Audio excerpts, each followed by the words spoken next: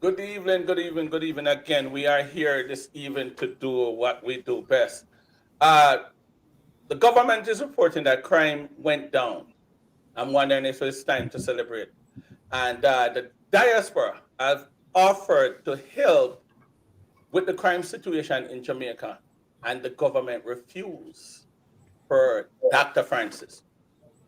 To discuss it this evening, we have in our midst Ronald Sutherland, of course, and behind the scenes, of course, Chris Durant, and Dr. Francis is running a little late. But before we get any further, I'm gonna ask you guys to just like, subscribe, and share this live to build this platform. Good evening, gentlemen. Good evening. Sir Ron, how you doing? I'm good, You hear me? All right. Yes, man, loud and clear. I heard some good news coming out of Jamaica that the crime went down, and if you look on the screen, you'd have seen it. What I'm gonna do for our listeners is play the clip, and then we could talk about it a little bit while we wait for Dr. Francis to come in. Oh, Dr. Francis is here. What? Good evening, Dr. Francis. How you doing? Good evening. Who is that? We have Chris and Ronnie with us. But let me just play the script, Dr. Francis. We already introduced you guys, so let me just play the script. Prime Minister Andrew Holness trotting a pothole-filled road in Portland on Thursday. It's not the only rocky road facing Jamaicans at this time. Crime continues to plague the nation. 2023, though, has brought relative relief in comparison to previous years. We see that the reported major crimes, which would be murder, shooting, robbery, assaults, and rape, break-ins, are all trending down. In fact, this year's figure is the lowest in 22 years. So crime is going down. But the perception of crime is going up.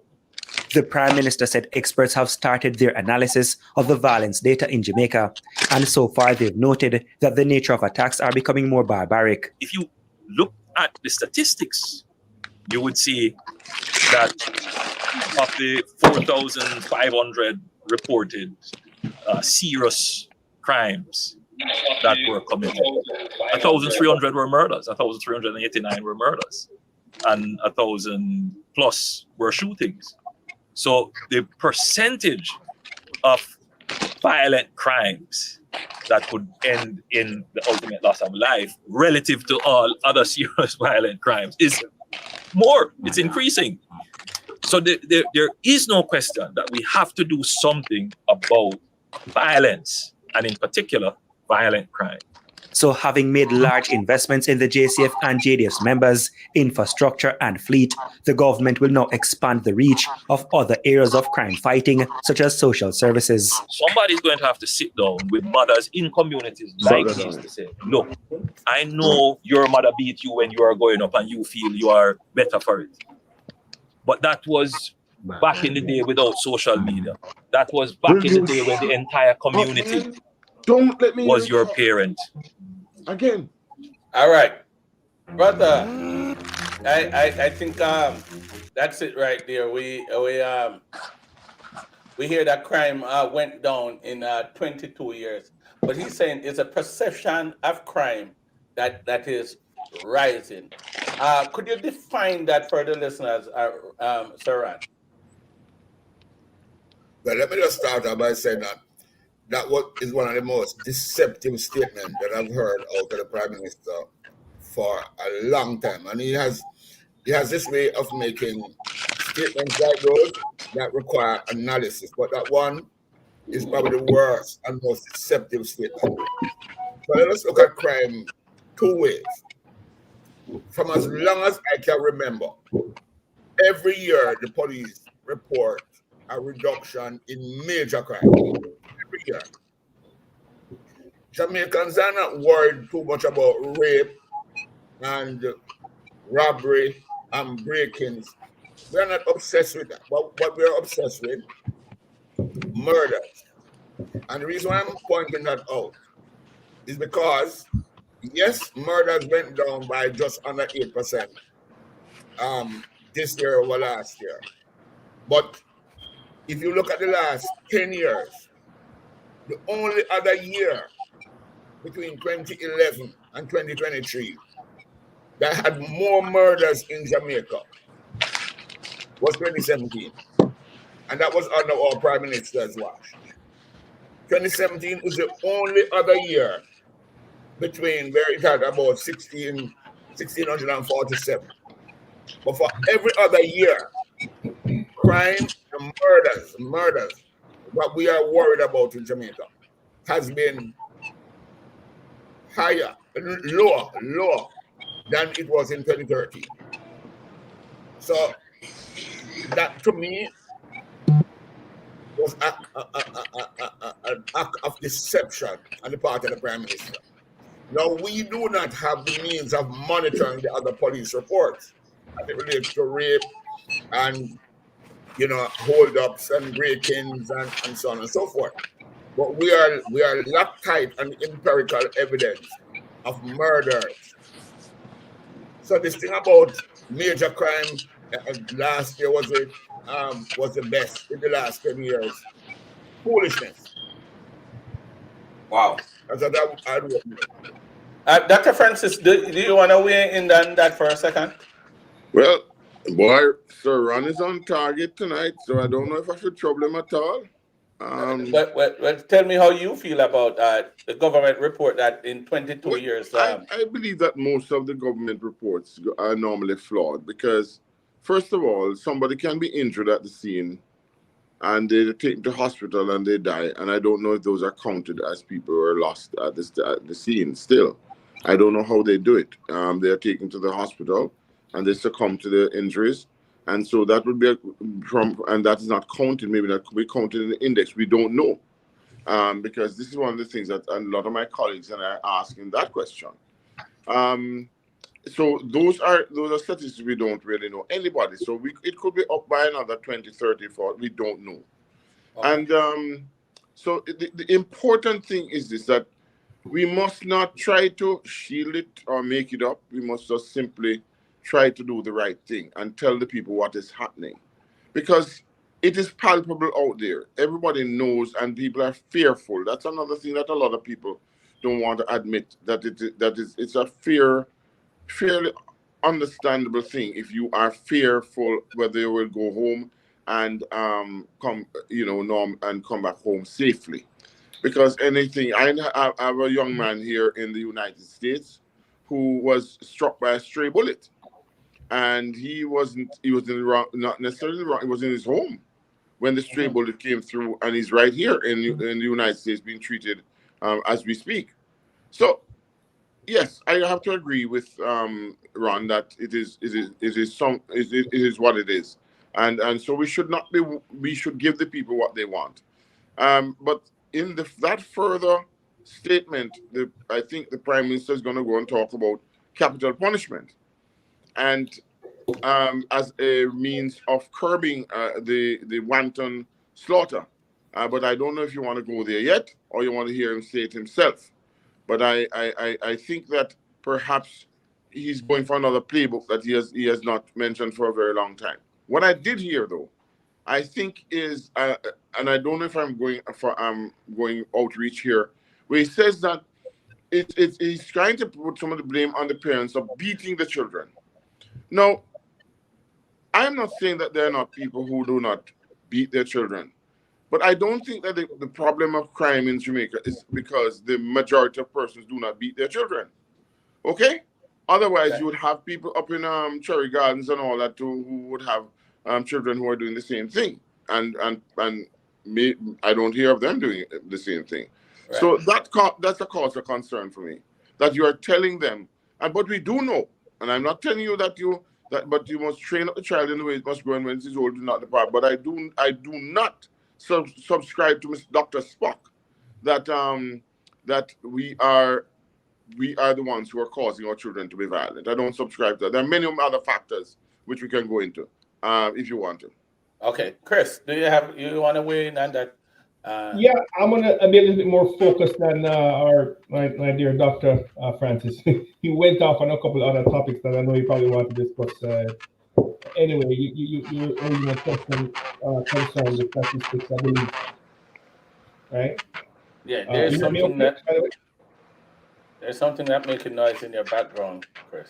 I don't know. I don't know why. I don't know. You can hear me okay now? I'm hearing you, but it's like there's something there. It wasn't there before. You don't have a phone or anything around you. No, it's off. It's turned down and everything. I don't know. Okay. Dr. Francis, you don't have anything extra? No, mine is off to my friend. I turned off the ringer. Dr. Francis, Ronnie, can you hear me okay? What's that? Yeah, all right, go ahead, Chris. You're Okay, good enough.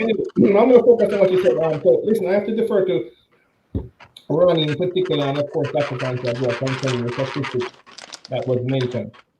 If the government is discussing what they are, my question would be how authentic is the numbers, right? What confidence you have in the statistics and the reporting procedures that the police has in reporting the crime that has occurred. If you can establish that the procedures, processes for documenting crime is audited, for instance, an independent audit that can say, yes, they're doing what they're supposed to do and the numbers are accurate, then I would have more confidence, and of course, the public would have more confidence in knowing that the numbers are accurate and what they're saying is true.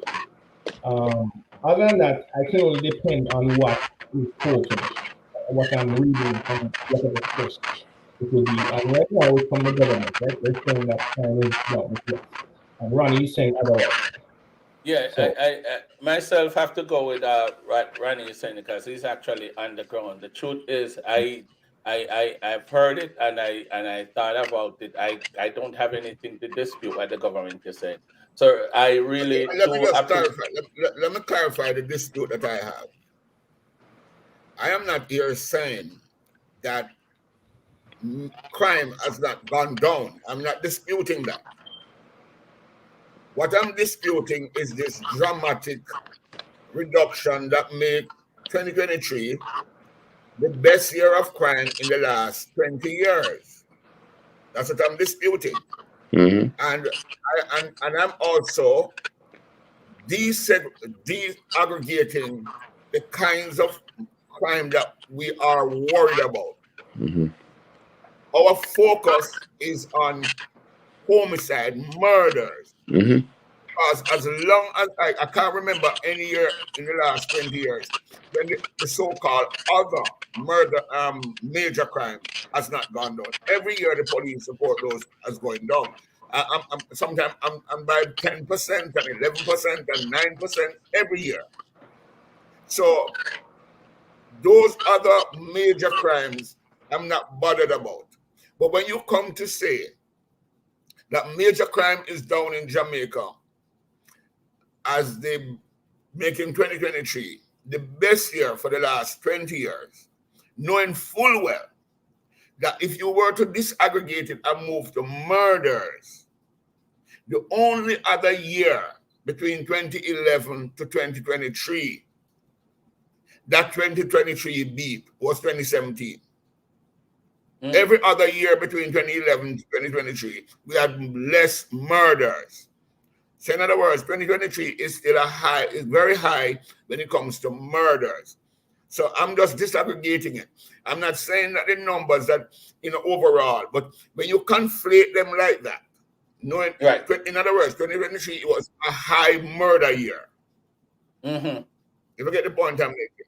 I believe that he was just trying to be deceptive. Now, right. If I just go on a little bit, it is true that the perception, even though we had a little 8% reduction, and the reason why 8%, those of us do a little arithmetic at school, we hear about significant numbers. 7% reduction in murders when it was up at 1,400. It's not the ordinary, normal human being do not detect that. So it is an insignificant reduction. Right. You understand me? In America, crime went down in the major cities, the LA's and Phoenix and Houston and Chicago and so on. Those major cities were crime centers. It went down by near 15%. Murders went down by twice what it went down in Jamaica. And the perception of murders in America and crime is also similarly that people believe that the place is still unsafe. You know, because we know, as we do in America, we have real-time information about as soon if somebody gets shot downtown, I get it on my phone within minutes right now. We never used to do that. So the fact that we're getting, and also we had some very dramatic and high-profile cases in Jamaica last year, everything about Paul Well, girlfriend, and a few of them, you know. So when you have those higher profile murders, even though you might have a little reduction, people still feel a lot more unsafe because they are knowing about it now because they don't have to rely on CBM and TVJ and RGR to give them the information anymore. But we know it. So that supports the idea of the perception. I just want to clarify what I'm saying. I'm not disputing overall their numbers. I'm just saying to say that it is deceptive because murder is very high in Jamaica in 2023. Thank you very much for that clarification, my brother. Dr. Francis, I just learned that the noise is actually coming from your end. There is something that is turned on in your end because when I mute your call, the noise go away. I know you're a man of multiple devices, and there's somebody that's probably listening somewhere around there. It is definitely coming from Dr. Francis. Understand that there's a fan on in Yes. the living room. You sound much better now. Okay. Listen, let me just say I have to agree with Ron because there's nothing good about last year. Nothing at all good in terms of when it comes to murders. In fact, it is high, and as he said, quite right, he has the statistics. I'm not going to argue them. You know, it is something not to be celebrated. Right. It is in my view a political ploy. But Exactly. you know, the question we have to ask ourselves: why do we have to go to so much extreme to say these things when we know for a fact? Just this morning, right in front of Jamaica House, is this morning? Oh, down there, yeah, I saw that. A young man was shot. 4 o'clock this morning, yeah. Yes. A young man was shot right in front of the guard. Okay, and if the guard was not there shooting back at them, they would have taken him out. And he's from up in Sherry Gardens, that area.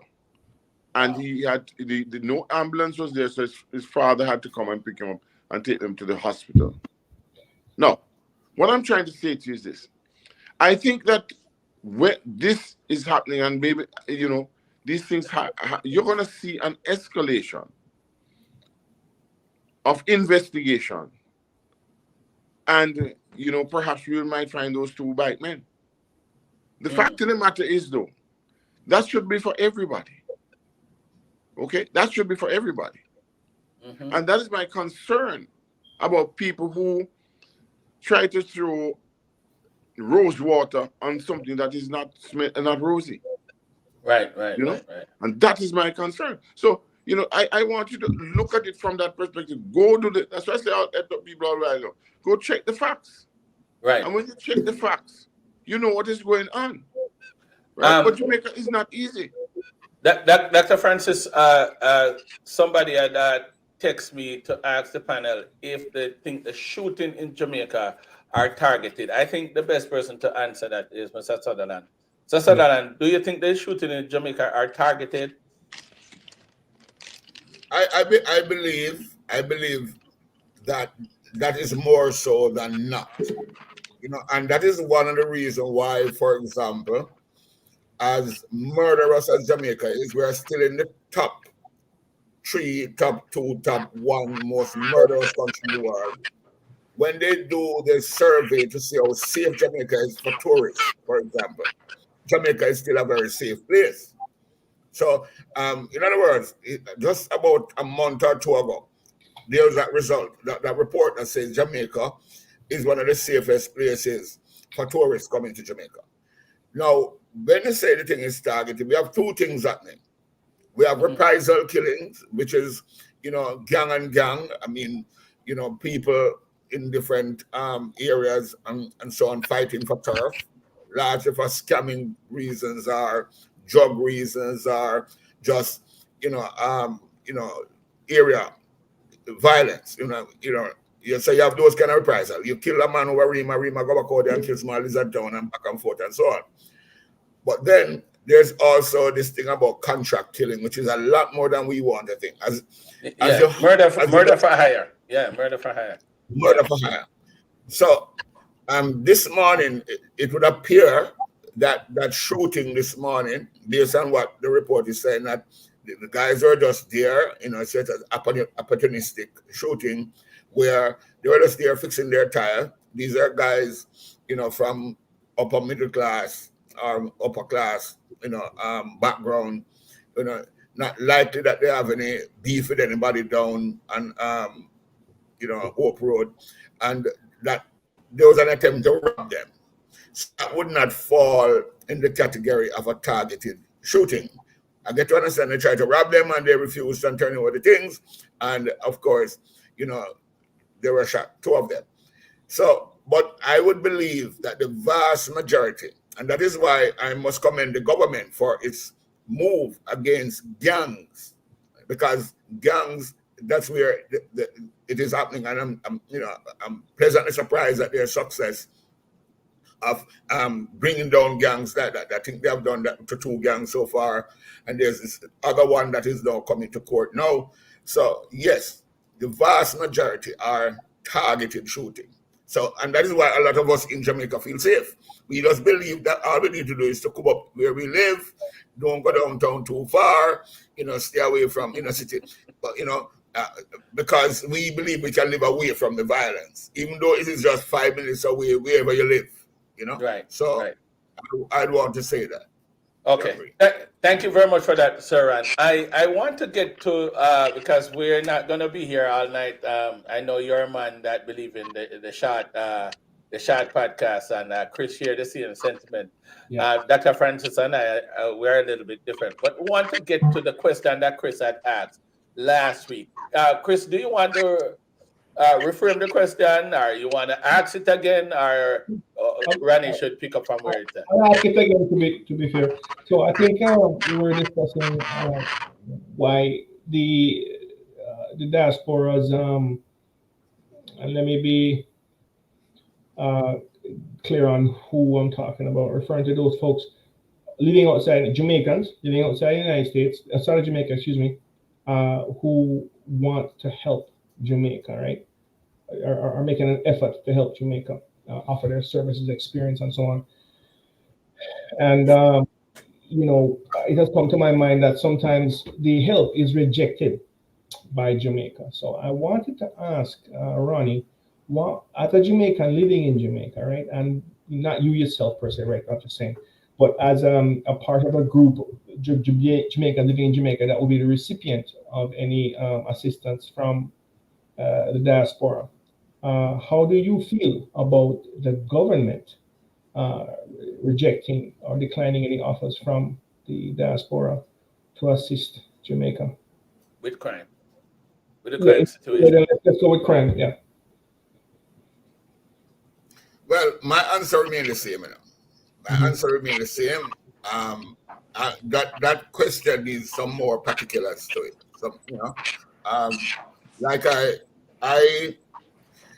we had a very lively discussion earlier today, and my point is Jamaica seek and get assistance for crime from all over. Mm-hmm. And so it doesn't make any kind of rational sense to me that your own people offer to help you and you're saying no. I hold up human beings as being rational, and the more educated they are, I think they are more rational. they can reason things out. And I went on to say, in the absence of all the particulars around it, I can see why somebody may get a gift or an offer and they reject it. You know, I'm not being judgmental about it because I don't know the details, I don't know the specifics. If you are able to say, this is what they, for example, I hear about one big one where there's this very highly educated or experienced police in America, a man who was on the FBI or whatever it is, Jamaican. And he believed that he can come and save the world. He can come and become our commissioner, and and then all of our crime would go away. And I get to understand that he has made 3 attempts at doing it, and for all of them he was turned down. Now, I don't have a problem with that. Whoever it is, the service commission that is vetting who become a police, it doesn't mean that everybody who come from America and want to be commissioner in Jamaica because they come from Jamaica and they work with the FBI, make them qualified. So, it depends on what the help is and the basis on which it was rejected. And I don't get that information. I don't know what it is. Yes, I don't know where it's coming from. I know you don't get that information, and I don't get it myself. I think Dr. Francis could speak. Could shed some more light on that. Yeah. Shed some more light on that. Dr. First Francis, of all, the fan is still on in the background or something, because whenever there's nothing on. There's nothing on at all. There's all right, go ahead. Let me say this to you. I personally led a mission to Jamaica. Chris has a copy of the document, and we can pass it to you and your brother, and you can see what we did, when we did it, how we did it, and what we suggested. Some of them was applied after we left and all that sort of thing, and we helped them with some of them, but especially the gang one, which is a major concern. This is between 2 political parties, whether you want to like it or not. They both have 2 major gangs, One Order and Klansman. And they sought to take out Klansman the other day and whatever, but they didn't touch One Order. Now, there are also nearly 300 more gangs in Jamaica, but they're sporadic. But what I want to say to you is this, that in regards to the light of Mr. Rattigan, there is no policeman in Jamaica, and I love my policemen, and I admire my friends, that can handle things as I've seen Mr. Rattigan do it. I met him at the time, and he also applied under Portia Simpson regime, and he applied under the Jamaica Labour Party regime. So one can't accuse him of being political, and it's only 2 times, not 3. I am telling you this.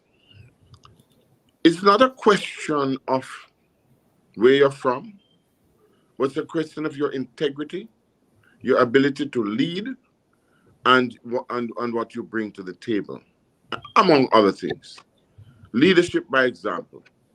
And I do not believe that the current leadership, either at the ministerial level or in the troop, is really doing what they sought to, or they understand it from a policeman's point of view.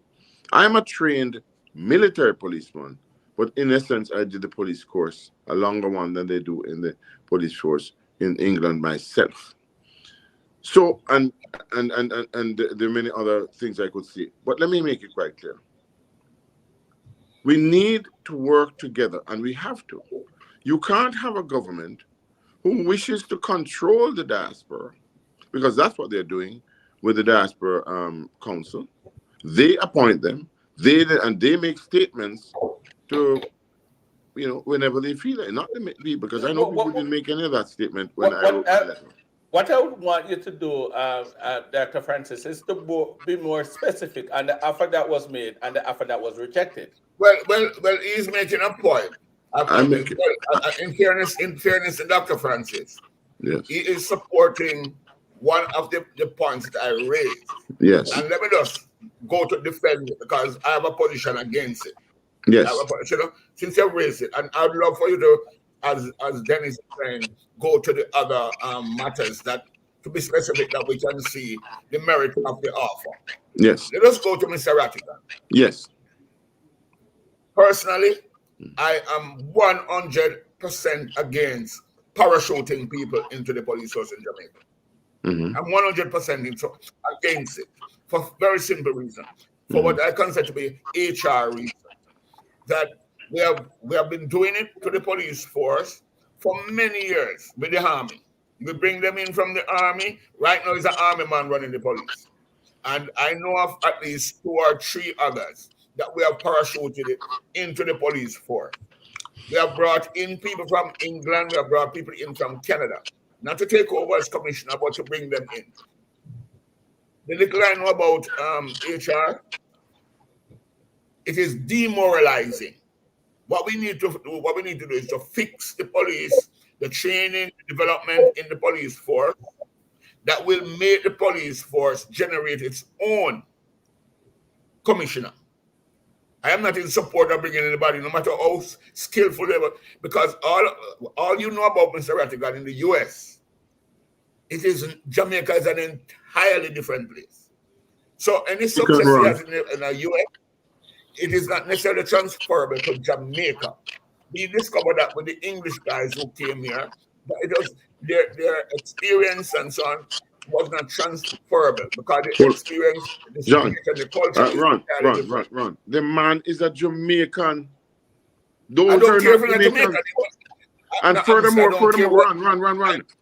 run. Remember, Colonel Macmillan, his record is impeccable. I don't necessarily is my friend, but it was impeccable. He made tremendous strides in Jamaica, right? So I can debate that. All I'm simply saying, we have an organization called the police force. But listen, and I love them to that. Listen to me. That's what we always do. We have these little band-aid solution and demoralize 13,000 people. Listen to me. These are people, and the reason why we have the problem of not having commissioners, qualified commissioner in the police force. Gentlemen, let me intervene a second. Hold on a second. You're talking about a topic that's going to really take the rest of the time, right? That's the first thing, because you I don't know who picked it. Whoever picked the topic of the commissioner, that's a touchy one. I understand both sides, and that is not necessarily a good example to use of diaspora trying to facilitate things in Jamaica. Let me give you one that is even better, and then we can move on, right? Say, for instance, what you just said, Ronnie, about you can't transfer how things are done or managed or whatever in the US to Jamaica. Fair. Something. It is fair. But I'll tell you one thing that can transfer, which is always the same. For example, let's say their forensics, how they handle evidence, for instance, and the technology that's applied in those cases, right? That is transferable and should be transferable. And how you collect evidence, whether in the US or in Japan or Germany matter, it's the same way, the same policies and procedures to maintain, integrity and so on. Things like that, definitely Jamaica would have utilized. Even today too, how they manage these things and avoid loss of evidence, for instance. Let's say the computer forensics. Let's say the what was that situation where some money was lost, taken, and that lady got arrested. I forget her name now. Oh, SSL. And correct. And I hear that the evidence is lost or gone. The computer evidence or something like that is gone.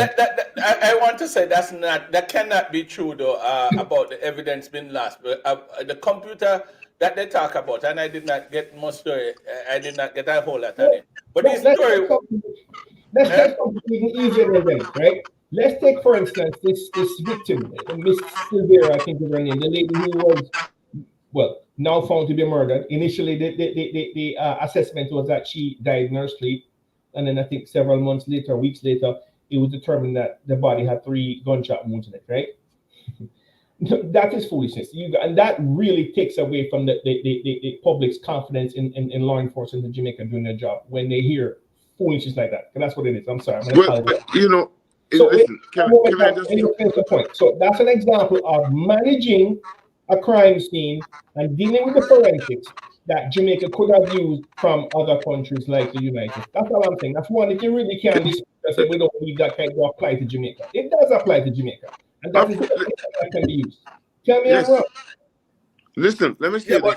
But I'm agreeing with you, Chris. I'm agreeing 100%. But let us say, make that be the point that you're making, that this is what we offer. Right. Because those are the things that Jamaicans are taking. Those are the things that the government taking from other countries and other people. It's science. You're right. I mean, it doesn't depend on culture. Science is science. But what I'm saying to you, listen, my friend, we talked about the gang problem. Remember I mentioned that last week? Where you have a guy who reduced Los Angeles, which was one of the worst, right, in the United States, by 50% in 3 years. And the man is a Jamaican that was in charge of it, right? So all I'm saying is, and I have written evidence of him asking, right, the Jamaican government for him to work on that for them, and we were refused. You understand what I'm saying? If I was a prime minister, I'd be very reluctant, and I give the point. I'm saying we cannot go about demoralizing the force. We need to find, and we have been neglecting this for the last 15, 20 years, where we believe we can parachute people into the police force and expect to have a strong police force. It doesn't matter whether they're Jamaican or not. Let me say this. When I joined the police force as a little man, coming out of school, I have aspiration to move up through the ranks and become commissioner. It is demoralizing to be taking people whether Jamaican or not from anywhere and parachute them into it. We need to stop it. I'm not saying that is not demoralizing, Ron. But what I'm trying to say to you is this, that you have the diaspora, people not from England up, that people that look like me and you, right? You're going to try to tell me that these men have the training, the education, the experience, and yet we would not even give them an opportunity to show their skills and to help us to reduce crime. For what? Because of ego? But I'm making a point that you're not accepting. I'm saying the basis of a police success in New York or in Houston or in Philadelphia, those bases don't exist in Jamaica. So the fact that you tell me that somebody is successful in Canada, in Toronto, doesn't make it necessary that their skills are transferred, because Jamaica is an entirely different place. Yeah, there are cultural differences. There are cultural differences that you need to be more intimate with in order to, You know, so we have to be very careful. And it is, I tell you something, you know, I love the diaspora today. I love the diaspora. I'm involved with the diaspora in a way that makes clear to me every day how useful the diaspora can be to Jamaica. There's a group, and that's what I'm saying to you earlier, that the diaspora is not this homogeneous group. Yeah, and of my fact, when somebody get up and say, because them live abroad, them call themselves, the diaspora is not this,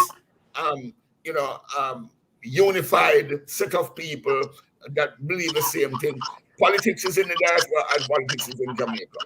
But let me tell you, the part of it that I deal with a lot are these people. There's a coalition of alumni. You know, these, so you have the KC and the Wolmers and all the various alumni come together. And when you look at what these people do for Jamaica every day, there's no doubt that the diaspora is of immense value to Jamaica.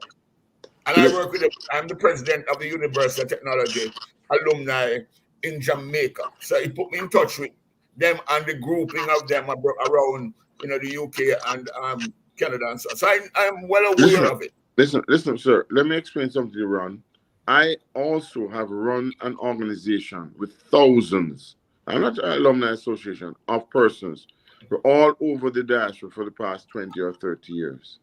The point I'm trying to make is this, that everybody has abilities and what have you. Alumni, yes, and so on. But there are many people who we are not organized. And I think it was deliberate. I think that it was deliberate to keep us disorganized or on not supporting each other so that we can take retrograde steps.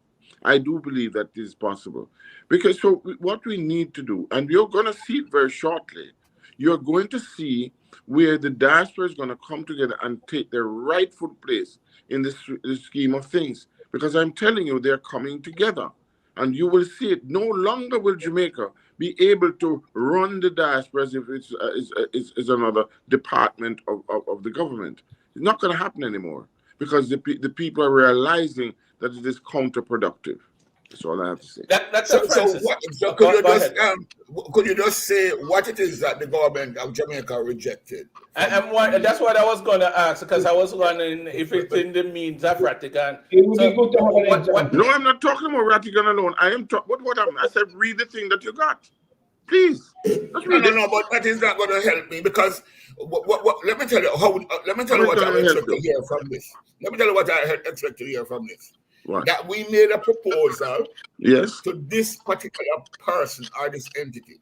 Yes. We went to the Prime Minister or we went to the Minister of National Security, whoever it is. Because sometimes we are seeking to help and the people who are going for to give the help are not in a position to take it. They're not in a position to take it. So I wanted to hear specifically what was offered. I said before, and I'm saying again, that we went to the minister, not one minister of security, not the two ministers of security. We have been to the opposition. We have been to everybody in government. We have evidence of every time we have engaged with them, and we're getting things from the USAID and all that to do the things that we are doing now. If they had listened to them, and I have to call it, Dr. Chang is one of them, Anderson is one of them, all of the people that I'm telling you, Montague is one of them. Do you want me to give you the whole list? What did you offer to Dr. Chang? What did you offer to Dr. Chang and his group? I offered him everything. I'm asking you, what did you offer to Dr. Chang? We offered to help him with gang training, community policing, everything that you can think of for security, everything, including cyber security. No. What? I don't know. I have evidence of it. I have evidence. And they didn't take it. And what basis was refused? I can't comment. What basis it was rejected? What was and what basis was it rejected, Dr. Francis? What do you mean on what basis? We have people who can deal with it. We have the right people who can deal with it. And you're talking about scene of the crime and everything. They can have people, and it has not been done. So I think that is why we're in the position we're in right now. It would have been the same system where where Ronnie's talking about parachuting people in the system. No, sir. We are talking about giving help for free to people who don't know what other people know. We have them in the correct track. I can't pursue that any further. That sounds a little bit too airy-fairy for me. I mean, no. Run, please. Calm down. I'm just saying to you, I don't ask you to believe me. If you believe the words and the dates and the people and the character of these people, then you will understand what I'm saying. I can give you the evidence. What are you gonna do? Tell me that the evidence is not right? No. And I'm saying, when I heard Chris make a point a while ago, Shaggy, let me tell you about Shaggy. Shaggy lived mainly abroad. And I've seen him deliver millions of dollars of equipment to the Bustamante hospital for children. Him come and him say, I have this machine that's gonna put the kids on it, can respirator, whatever it is. That's it. You know, if he offered it and the government said no, then it's an entirely different thing. When it comes to personnel and integrate people into organizations and so on and so forth, it becomes a little bit more, diffuse and not easy for me to, get an impression as to whether or not it was a reasonable rejection or whether or not they were not taking the offer seriously. Ron, I understand your position, but let me tell you something. The level of medical assistance and other assistance we come down and we do for people thousands and thousands of these things. I'm aware of you them. know, and I'm don't aware tell me of that them. these people are the same caliber of the people. Let me make it quite clear. We recently had a situation where there's a woman who wanted a liver, and she was sent to the United States. You can hear the story from me time and time again. And the fact of the matter is, we were able to try to assist her in that regard. And I'm not going to come to I'm not going to be in a fight about who did what, where, when, and how. She's being buried shortly. Let her go under. The fact of the matter is, what I'm saying to you, we must recognize the things that we have done, that the diaspora has done for Jamaica and willing to continue to do, and I support and salute it. But the fact of the matter, when you're telling me, there are hospitals that you wouldn't want your pet to go to, okay? The fact is, the Jamaica, I don't know what is wrong. I mean, there are people who have to go outside to get certain facilities to go back inside the hospitals. Why? Because there are doctors who are seeking to enrich themselves further. No, ladies and gentlemen, listen to me, please. Please, when you're doing this, look at the contribution of the diaspora. In addition to that, not even the medical, $4.5 billion worth of money has been sent to Jamaica. Dr. Francis, that is not in question, That is not in question. I tell you, I'm close to a set of them. And I just see value coming to Jamaica every day. Them building out labs, their schools, and there's no question about the value of the diaspora. And I'm saying the diaspora is sending things to help Jamaica every day. What is at question now is why would they be taking things from the diaspora in such large amount? But you're able to point out that there are some things that they're not taking. So it is important. I think we need to clarify that, because we are taking things from the diaspora every day. Well, there's some things that they're not taking is to deal with crime and violence. Maybe because the door is not open too wide. If we were, we should not expect. We should not expect them to take everything, because there are reasons why people will reject things. Are you telling me when you are second in the world? Are you telling me when you're second in the world in crime murders, you would not take the help of somebody who can help you to resolve that? Is that what you're telling me? Probably your perception of help is not their perception of help. What? Oh, that means that people, poor people's lives don't matter then. No. I don't think you would. No. It is not fair to us here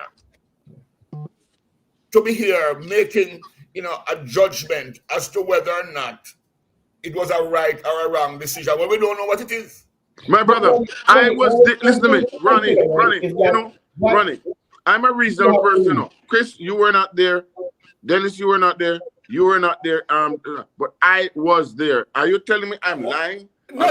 Nobody's not saying you're lying. I'm not saying that. What we're saying, for me, and that's why my question was a little bit sound a little bit ignorant, because I was asking if it's in the meat of Ratigan. Because what I'm trying to get you to do, Dr. Francis, is to be more specific. We're almost to the end of the show. We're going to wrap up in about 2-3 minutes. Okay. But I would like for you to be more specific as to what was offered and what was rejected. That's not what we're getting. You're saying it's in a document. No, that's not helping us. We want to hear what's in the document that was offered and what was rejected. Am I right, Sir and Chris? Yeah. Not only that. Offer to who? Because not everybody in government in a position, because receiving gifts from abroad is not an easy thing, Well, you're telling me? I know what a lot of people, the frustration that people in the diaspora who want to donate things to Jamaica, because things like customs and all kind of things go through. Then we have labor laws. All kind of things. Run. You mean very well, and I love your enthusiasm. It's palpable, and everybody here on this thing. But I'm telling you, my brothers, that when it comes to the government, they can literally get what they want if they want it, really want it. And I'm telling you, the hidden gem is that I think some people don't want to resolve the crisis in murder. I don't think they want to. And I don't maybe no, that's appreciate my that. view. That's my view. I don't share that cannot run. I cannot work with that, Dr. Francis. No. If, Listen, I don't. can no. you ask me to deal with something? No, Okay, sir. And I'm I'm sorry. giving you my version. Let me If tell don't you want me something. I am very critical of this government. You heard me. That was the basis of my opening statement, because I found what the Prime Minister was saying to be deceptive. Yeah. Okay. On the other hand, what you can't take away from him, he has done more for the police force in Jamaica than any other government I've seen over the last 20 years. They know your fear to them. We've seen that. They have done more. He's very, very interested in lifting the technology. He's interested in lifting the training. There's no doubt about it. So I can't sit here and say he is not interested in solving crime. That is not true. I do not believe that they are going to the heart of it. And that is something that we could discuss one day. I know when we have time to look at what can go to dealing with crime in Jamaica. Because we are just around the band-aid business. Look, Okay. It's a lot this more too? than, this thing about... I met with the Minister of Justice, and he told us at the time that there are near 5,000 cases behind. I remember Mr. Wayne Golding, offering him to assist in the clearance of all that those, if they wanted from that point, they could just. Wayne Golding is a very reputable fellow, has been working hard and so on.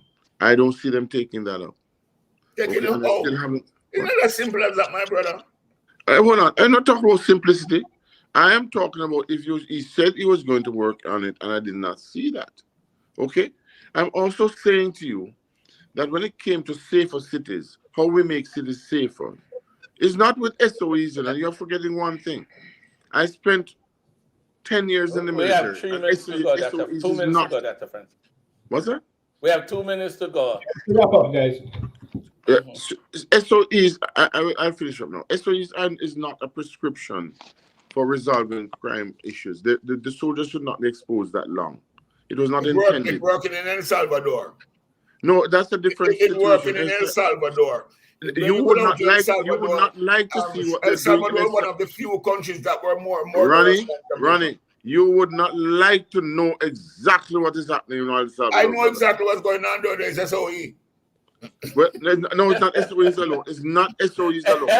It's not SOEs alone. I am telling you, I am a student of it. Listen to me. Ronnie, you like myself, I've studied this thing inside out. I have no reason to deceive you. And when I'm telling you, I love Jamaica just as much and as passionate as you do.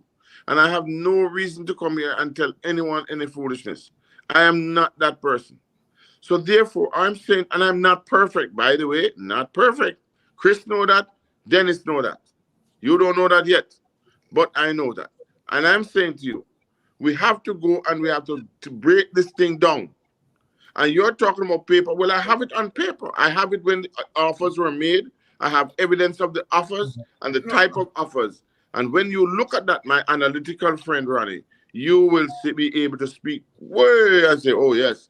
Right. I just, Dennis, I want 1 minute because I want to put a very touchy point, about the diaspora, because it is the elephant in the room that there is a view in Jamaica. There's a view in Jamaica that as soon as a Jamaican leave and go to New York or Toronto and them see the bright light, them, all of a sudden they are brighter than everybody in Jamaica. All of a sudden, that is a view. No, I am not expressing that as my view. I'm saying it's a view that they have, that lots of Jamaicans have, that as soon as a Jamaican left, and everybody who remain in Jamaica are idiot. They don't know what they're doing. That is one of the things I was going to say. No, man, that is absolutely ridiculous. Let me just finish the point quickly. It's the perception. You have to understand the attitude that is involved with anything that you're trying to do. There are some pervasive attitudes. So when you have a problem, like, and Dr. Francis just raised a while ago, we have 5,000 backlogs. And a man who just come from New York and say, hey, guess what, you have a problem, I can solve that 5,000 backlog. Give it to me and I'll solve it. I'm saying that fits perfectly in the perception that a lot of Jamaicans have about, because they believe that because we have this problem, and if you identify, say, I can solve that, then you must just jump and give them to solve because Ronnie, listen to me. Ronnie, Ronnie, it seems to me that people drink the Kool-Aid. Listen to me, Ronnie. I am telling you, the diasporas have been doing more for their countries now. We're not disputing that, my brother. I don't want to go down. I don't want to debate what I'm not debating. I'm not disputing that. I am on record saying that is so. All I'm simply saying that when you come to Jamaica and you see 14 people being murdered, and so I just come by diaspora and say, we know if we cut that down to 700. Any problem you have, a man from the diaspora, and if you don't agree with him and put him in place to do it, then we are idiots. And I'm saying it is far more complex than that. That's all I'm saying. I'm not expressing a view that I hold, I'm expressing a view that I know exists. I hear you and I support you, Brother Ronnie, and this topic could go on and on and on and on. We are out of time, and you had taught us to stay within a certain boundaries as it relates to time. So we're gonna wrap up. What I'm gonna do though, I wanna give each of you guys 30 seconds to wrap the show up. Dr. Francis, I think I should make the let me start with Dr. Francis. Dr. Francis, I'm gonna start with Chris. Okay, Chris has been quiet for most of it. Wrap up, give me a final 30 seconds, Doctor. And I'll give Chris my 30 seconds, Joe. I'll take the 30 seconds of the minute you're giving me. So no, listen, I understand both sides, right? I mean, the passion that Dr. Francis had with trying to provide Jamaica with assistance from the diaspora is obviously overwhelming. I believe very genuine and sincere. Much appreciated. However, Dr. Francis, I think what we can benefit from what Ronnie is saying is I appreciate him telling us about the approach. An approach, is a very important aspect of giving and providing some assistance. And I have heard it before, Ronnie, you're absolutely correct. I've heard from others that oftentimes Jamaicans in Jamaica, when being addressed by the diaspora, they feel that they're being talked down to, right? And of course, as a horrible thing, you cannot talk to people that way, right? It may not be intentional, but it comes across that way, okay? And perception is real, as you know. If I perceive you're talking down to me, then for me that's real, although you may not have that intention or that's not the way you are intending to do it. So here comes this diaspora with all these wonderful ideas about how solving problems for Jamaica, right? And they may see it as, okay, that's good, but you're making me look stupid, or the way you bring coming across, if you can solve our problems 1, 2, 3 with these people. And so therefore, we have to be mindful of how we present things that we think the Jamaica would benefit from the diaspora. And I think that's one of the big problems. So that may be the reason, why Dr. Francis, for instance, I think he said some things were presented to some ministers, and it was not considered, it wasn't accepted, let's say. I don't know what the details are. I think that's what Dennis and Ronnie was asking about. We need some details as to what, why, who, when was rejected and so on. But all in all, I think both what you're saying is correct and definitely needs some debate. I think we can definitely improve on how we present and deliver what we want. The diaspora, that is, to the Jamaican people through the government, obviously, because there's the authority that has to approve these things, to get things improved and in Jamaica to better their lives and so on, and move on, progress. That's my minute. All right, thank you very much, Sir Chris. That was very profound. Dr. Francis, could you just give us a final 30 seconds, sir? You gave him a minute and me 30 seconds? No, I gave him my 30 seconds. Thank you. You're not general. You're general, Brother Ron and Brother Dennis. Anyway, I love you the same way. What I'm trying to say to you is that when we came down, we came to Montague was the minister. And we came down. It was his plea that made me, because I've known him for some time. And we came down and we were adorned. You had the chief of staff, you had the chief of police, everybody was at the table. And we sat and we discussed and so on. Nobody can tell me I'm haughty. And maybe at times, I'm chatty, of course, but I didn't bring that sort of a overwhelming air with me. I don't normally do that. Okay? Some people think I can't talk patois, for example, but it's foolishness. Chris knows that. When I'm ready, trust me, get out of the way. My patois is coming. The point I'm trying to make is this, that if a bridge is being built and someone comes and says, I can help you to build that bridge better, it is incumbent on you to even try. There's a story I tell, and it's only about 10 seconds. There was a car that was shaking, and all the world's best mechanics came, and they could not stop it from shaking. A little decrepit old man from Jamaica, call him, and he came and said, can I help? And they all looked at him and laughed. He says, give me a 9/16 spanner. And he put it in there, and he turned one bolt, and the car stopped shaking. They said, how did you know that? And how much does it cost? He said, well, $10,000 US. They said, what? How can you charge $10,000 US? He says, I hear what happened. It's $1 to tighten the bolt and $9,999 to know which one to tighten. I leave you with that. Think on these things, because that's how life is. We work with each other. We have to love each other, and we have to care for each other and the future of each other. I thank you for the opportunity, and I've learned a lot this evening. I learned that at least one of the brothers are very passionate, and one will throw me into, I don't want to mess with it. Gone. Sir Ron, I'm going to give you about your 30 seconds. No, I yield my time. But Chris said he was very, very articulate about it. That the diaspora can continue to be of immense value to Jamaica, as I know most want to be.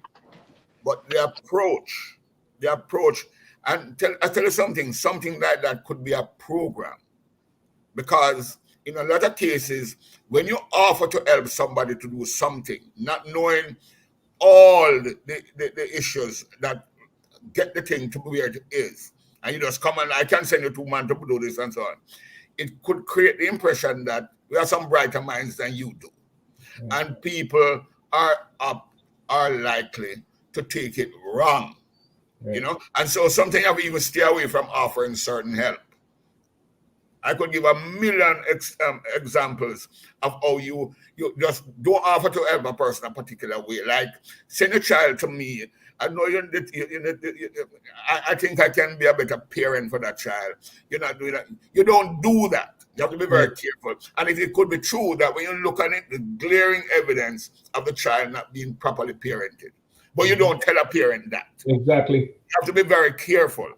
And a lot of people in the diaspora are caught doing that. As they see a problem, they believe that they can be the solution. And it is not received well. So you have to be more, very, very sensitive to it and address it and try to help in ways that are not going to offend anybody. That's all I'm saying. And remember, who we're dealing with, who are the recipients here? Some very proud people. Jamaicans are very proud. Exactly. Especially those of us who stay here and believe that.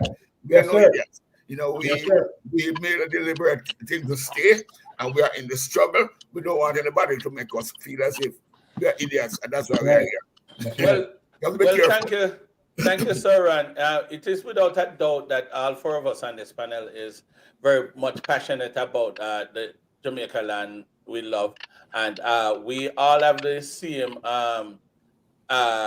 desire to fix or to solve the issues that are there. However, we have different avenues that we're taking to get it done, and that's why we're having this discussion. I wanted to speak much more and more specific on the offers that was made, but I'm gonna be honest with you, I can't because it was not explained. I don't know what it is, and I have to read the document, which I will do so that we can speak on it. Yes. This is without saying that we pass our time about 20 minutes And I know Chris is not so happy about that. Randy is not so happy about that. But Dr. Francis and I, we're good. We could go all night. So we could do this again next week at 8. If you guys willing, we could come up with a topic of concern, discuss current event. If Sir Ran is available, I know Chris is committed, and I know Dr. Francis is committed. I also have planned to invite somebody, a police officer from Jamaica at a high level that could speak to some of the issues that is going on. This platform can hold up to 8. So if Sir Ryan is available next week and want to be a part of us, just let me know, and we will have 5 of us, dissecting some issues of concern. Thank you guys for the moment. Thank you guys for tonight. It was indeed a pleasure, and I learned some things. Blessings to you all. Take care, and we will talk some other time. All right. Thanks for having us.